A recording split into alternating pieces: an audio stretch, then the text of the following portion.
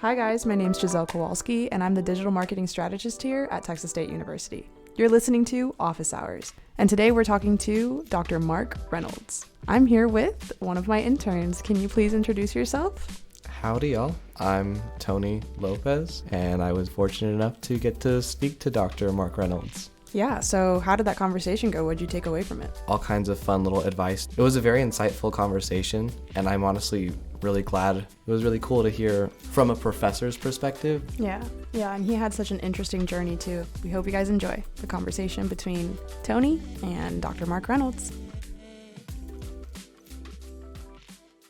Could you please introduce yourself and what you do here at Texas State? My name is Dr. Marc Reynolds, and I'm the Director of Opera Theater here at Texas State University, which means I produce the operas, I stage direct the operas. As a program, I figure out how we're going to develop it and offer new courses. Anything that has to do with opera, that's my job at the end of the day. First question I have is, I want to find out if there's a quote you live by. Since you're on the spot here, I'll go ahead and share mine. What makes anything precious, especially life, is that it ends. For me, that's a motivator to take full advantage of everything I want to do the things I would like to do the things I would love to do, tell the people that I love them, etc. So I was wondering if you have some sort of mantra that you let guide you throughout your life. This is Einstein. He says, I have no special talent. I am only passionately curious. Coming from Einstein, that's inspiring to me. Figuring out how to inspire passionate curiosity in a world where our education often is fill in the right bubble is really, in my mind, the job of higher education. Of how do we help students relearn how to recapture that passionate curiosity they have when they're a little kid. Wonderful. I'm very excited for this interview, not just as a student speaking to a teacher, but as an aspiring storyteller myself, talking to someone who I think many of your students at least would consider to be like a master of what you do, or at least someone who's constantly working and perfecting your craft. So I wanted to really get to the root of your story and how you have decided that this is what you want to do for your life. How does someone decide that they want to teach opera? Like, what's your story there? I think for everyone, it's a slightly different road of getting here. It's a really small niche that is not something that American culture drives people towards. I actually started when I was a kid. My dad was a physician. He's a surgeon. And so I traveled around hospitals with him, watched surgical videos. When I'm growing up, I'm going to be like my dad and be a surgeon. So I did my undergraduate stuff with that in mind. I got to my junior year of undergraduate and everything was great. Grades were fine. Life was fine. But I just wasn't happy with where I was. I wasn't happy with who I was becoming. It just didn't feel like the right fit. I'd had people along the way say, you have a gift at singing, you should consider that. I said, there's no way I can make a living off that. That's way too scary. I'd much rather do this. Long series of events happened really pretty quickly that said, no, you need to go that direction. So I did. It was January. Classes had already started. I switched my major in the first week of class 100% and switched what I was doing. So then I did my undergraduate as a singer. And by the time of that, I was like, I'm close, but I'm not quite there yet. Still is not quite the right fit. I don't get the satisfaction out of performing like I should if I want to be a performer. And I had a mentor say, hey, you should try stage directing. So I gave it a try. They let me direct a few opera scenes. And I realized, this is it. This is where I belong. This is what I love. This is everything that I want to be able to do. Then did grad school stuff. And so I did my master's and doctorate work in opera directing. How long have you been teaching here at Texas State?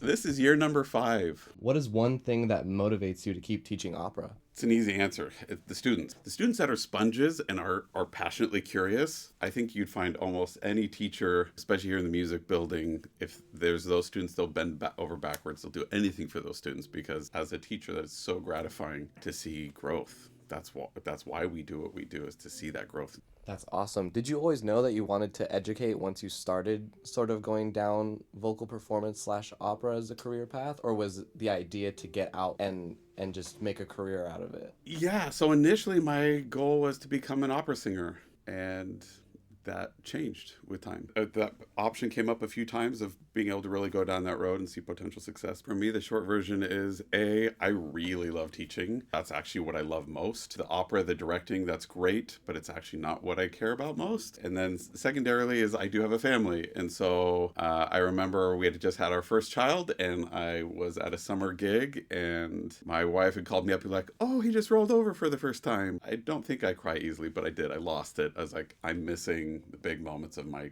children's childhood, and if I do this career, that's what it's going to be. And so that had me really thinking about what do I care about most, and then it ended up becoming a really easy decision. Where did you go to college and what did you major in? You already kind of briefly touched on this, but elaborate a little bit more on like your educational path.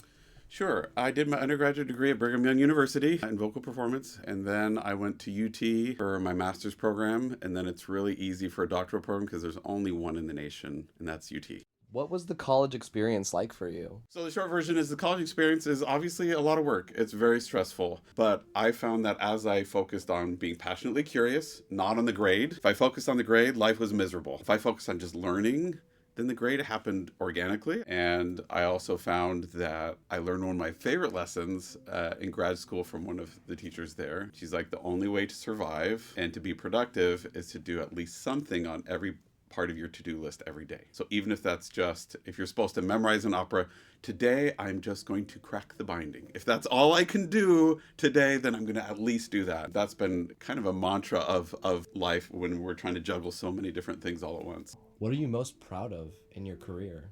When I was still doing my doctoral work, to direct The Man Who Mistook His Wife for a Hat, which is a modern opera based on some writings by a psychologist. It's small. We did it in a church as a minimalist kind of version over the summer, part of a festival, a chamber music festival. It was my proudest moment because when I looked up on stage, I had every single character completely authentic. They were so into their character. They're so authentic. It felt so genuine in a way that I'd never seen before. The audience reacted. They were able to fully engage with this story. There's nothing that brought them out of the story. There was nothing that was distracting. They just pulled them right into that story. And that was a moment where when you stand up and you have people walking out wiping their eyes with tears and you're wiping your eyes too, that is kind of why we do what we do. And so that, I think, would probably be the proudest moments. What's a lesson that took you a long time to learn when you were at college? It's becoming a theme of our conversation, but really to stay focused on connection with people, not on product. So that it's all about creating a valuable process, and then the product will take care of itself. And I want to see this product, I want to see this turn out. It took me a while, and I still have to relearn that on a regular basis of, just let that go. Focus on where you are and making meaningful connections and making a meaningful moment. If you could give me, I'm a sophomore in college, any piece of advice, what would you tell me? Any student that comes in the door is willing to listen for advice, I say take a grant writing class. Because if you can write grants and get money, that way you can do any show you want to do. You aren't going to be beholden to someone else offering you a role. You say, no, I'm going to start my own opera company, and I know how to write grants, and here's the money. This is the role that I want to perform. I'm going to perform it. This is the director I want to work with. Here's the director. We're going to hire them and bring them in. Number two is I actually know a lot of performers where they get their first break by being part of a company because they can write grants. And they're like, I can also perform. Someone drops out and they're like, we don't have anyone else. You want to do it? And they rock it. And then they start building their career that way. It's a way to get your foot in the door. Number two thing is the thing I was saying before, and that is let go of the grade. I remember being an undergraduate and having a professor tell us as voice majors that there are going to be times where you're going to need to choose to get a C in another class. I thought, no. I have perfectionistic tendencies, and so I was like, anything less than an A is not acceptable. But it really did change my perspective of focusing on the learning and not on getting the grade. If you are walking into the classroom and you're worried about what grade you're going to get and how you're going to do that, then the brain's not in the right spot to be ready to learn. If we give everything 110%, there's nothing left. And we're burnt. You're speaking to my soul right now. This is really good stuff. Do you have a favorite memory teaching here at Texas State? So one of my favorite memories is actually being post-graduation with a few of the students that were freshmen here when I started. They were the ones that I got to see all the way through the process for the first time. And in what we do, we become really close with our students. I remember as the semester came to an end, I felt like I was losing my own children. That's probably one of my favorite moments because I was so proud of what they had done and what they accomplished. We've been talking a lot about personal connectivity and just the ability to be vulnerable. So what advice would you give to someone, not only as like a storyteller, but as a person who's struggling to find the courage to just try? I'm going to say breathe. It sounds overly trite, but if people actually take a moment just to take a deep breath and calm that nervous system back down. Going back to previous question, I think that'd be something that I wish I would have learned earlier. What's a piece of advice you find yourself telling your students time and time again? So in this super competitive environment where we have people doing stuff and being competitive for roles and a host of other things, there becomes this obsession with how do I do all the right things to be the most competitive, to win the role, to do this or that. The surprising thing is, and what they often don't want to hear, or we don't want to hear, is the real answer is be a responsible, good human being, and you'll probably get what you're wanting. Show up, be there on time, do your work, don't be a jerk to other people. Actually be pleasant to work with. They're like, wait a minute, it's not about how pretty my voice is? Yeah, that's down on my list. That is not at the top of the list here. Yeah, you need to have that, right, on some level.